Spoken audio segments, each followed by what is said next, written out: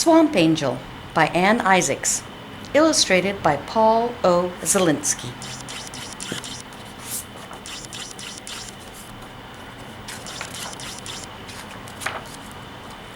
On August 1st, 1815, when Angelica Longrider took her first gulp of air on this earth, there was nothing about the baby to suggest that she would become the greatest woodswoman in Tennessee.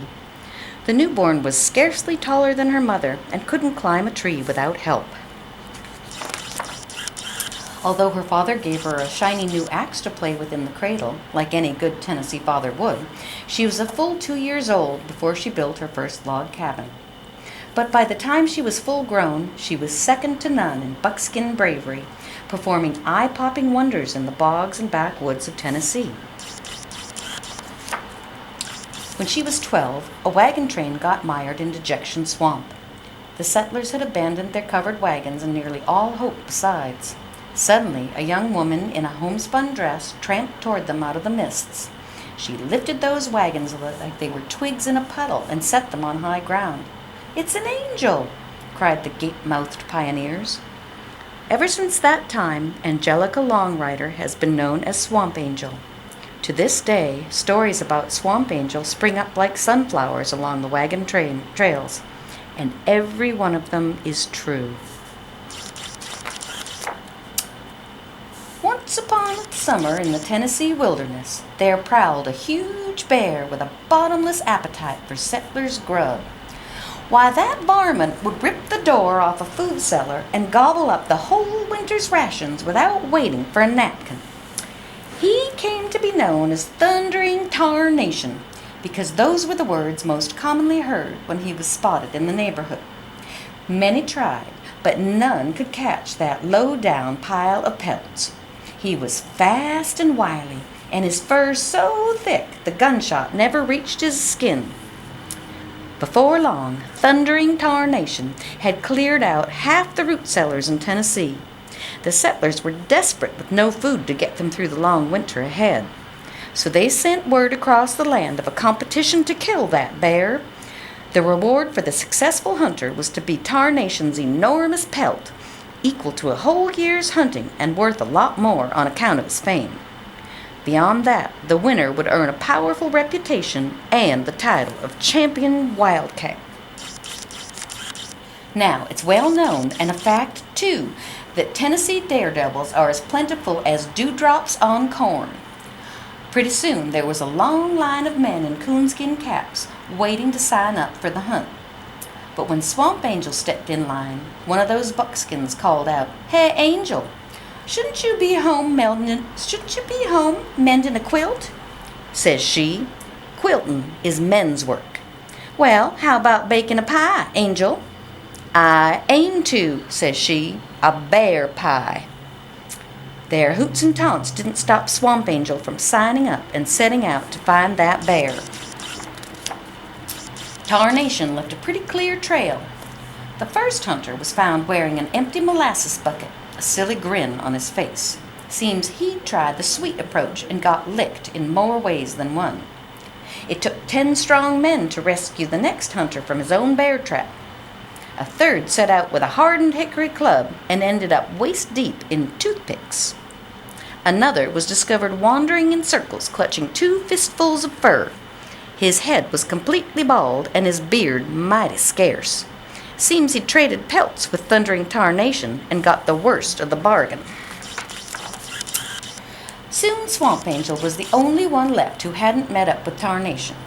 Till one morning she awoke from dozing in the shade of a creek to find that 4-legged forest of stubble staring at her across the stream. They faced off for a few minutes. "Varmint," said Angel, "I'm much obliged for that pelt you're carrying." "Grrr," says Tarnation. Then they waded into the stream and commenced to fight. Swamp Angel took hold of that bear and tossed him so high he was still on the way up at nightfall. But when the first star came out, there was no sign of him. Angel began to think she had lost him in the sky. Now, Angel was bound and determined to get Tarnation's pelt.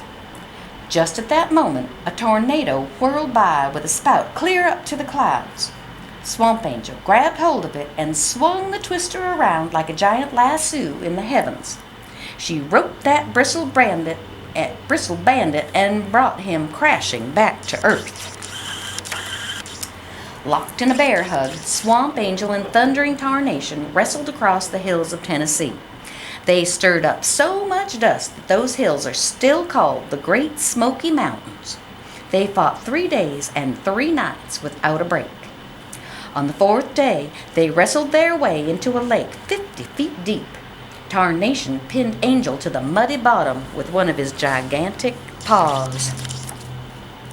To get a breath of air, she had to drink the whole lake dry. "Well, that was mighty refreshing," says Angel. But it didn't look good for Angel down in the muck under that mountain of mange. No matter how she struggled, she could not free herself from Tarnation's paw. Then Angel had an idea. She opened her tobacco pouch and emptied it onto the end of Tarnation's nose. He sniffed, threw back his head, and sneezed so hard the mud flew off the lake bottom, and Angel with it. She hiked back 10 miles from where she had landed, and the fight commenced once more. Swamp Angel and Tarnation finally grew so tired they fell asleep, but that didn't stop them. They wrestled in their sleep. Tarnation snored louder than a rock slide, while Angel snored like a locomotive in a thunderstorm. Their snoring rumbled through the earth, tumbling boulders and shaking trees loose. By morning, they had snored down nearly the whole forest. The second biggest pine tree in Tennessee landed smack beside them. At the top of that tree was a beehive the size of a hill, oozing rivers of honey. After 5 days without food, Tarnation couldn't resist. He rolled over in his sleep and sank his jaws into the sweet, syrupy torrent. As he guzzled and slurped, Swamp Angel snored down one last tree. It fell right on top of Thundering Tarnation. That bear was dead as a stump and considerably flatter. When Angel awoke and saw what had happened, she plucked off her hat, bowed her head, and offered up these words of praise. "Confound it, varmint, if you weren't the most wondrous heap of trouble I ever come to grips with." That night, Tarnation fed everyone in Tennessee, I can tell you. It was the biggest celebration the state had ever known. There were bear steaks and bear cakes, bear muffins and bear stuffing, bear roast and bear toast. To wash it all down, there was berry wine. You could hear waistcoat buttons popping as far away as Kentucky. The leftovers filled all the empty storehouses in Tennessee just before the first snowfall. Swamp Angel decided to keep Thundering Tarnation's pelt as a rug. It's too big for Tennessee, so she moved to Montana and spread that bear rug out on the ground in front of her cabin. Nowadays, folks call it the Shortgrass Prairie. Now, you may think no more was ever seen of Thundering Tarnation, but that is not the case. Back when Angel threw him up in the sky, he crashed into a pile of stars, making a lasting impression. You can still see him there any clear night.